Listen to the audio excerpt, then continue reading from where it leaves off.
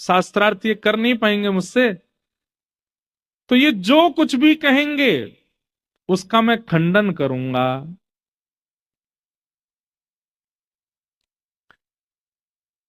राजा ने कहा कितने वाक्य बोलने की अनुमति है? बोले 3 वाक्य बोलेंगे ये, और मैं तीनों वाक्यों का खंडन करके इनको हराऊंगा।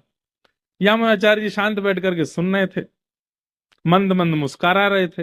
राजा ने कहा शुरू किया जाए। तो यामुनाचार्य जी सबसे पहला शब्द बोले, ये कोलाहल पंडित जी जो हैं, इनकी माता जी जो हैं वो काक बंध्या हैं। काक बंध्या बोलते हैं जिनके एक ही संतान होती है, जिनके 2 संतान नहीं होती, दूसरी नहीं हुई, तीसरी नहीं हुई, एक ही है, उनको काक बंध्या।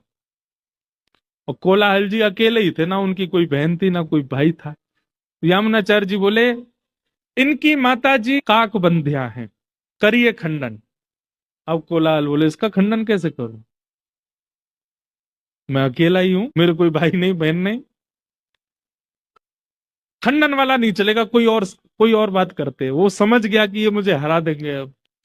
तो राजा बोला नहीं नहीं, अभी 2 वाक्य रह गए हैं, उनमें खंडन भी कर दोगे तो भी आपकी विजय मानी जाएगी। तो सीरीज में 3 मैच यदि हैं तो 1 हार गए तो 2 जीत जाओ तो भी सीरीज होती है ना आपकी। बोले अभी तो 1 ही हारे हो, अभी 2 बातें और बोलेंगे। तो यामुनाचार्य जी दूसरी बात बोलते हैं, चोल देश के राजा पांडे ये बड़े धर्मनिष्ठ राजा हैं, ये बड़ी नीति से चलते हैं, गुरु आज्ञा का पालन करते हैं, करिए इस बात का खंडन। अब वो पांडे राजा देखे, राजा को देखे, राजा तलवार पकड़े, करो खंडन। हाथ जोड़ करके बोला इस बात का भी कोई खंडन नहीं। बोला अब तीसरी बात सुनो, ये पांडे राजा की जो पत्नी है ना, वो एकनिष्ठ पतिव्रता है, करो खंडन। राजा ने कह दिया तो तू अंतिम बात का भी खंडन करेगा तो भी मैं तुझे समान पुरस्कार दे दूंगा। यामुनाचार्य जी बोले पांडे राजा की पत्नी जो है वो पतिव्रता नारी है, करो खंडन। पांडे वो कोलाल पंडित जी चरणों में गिर गए, बोले महाराज आप क्या हैं?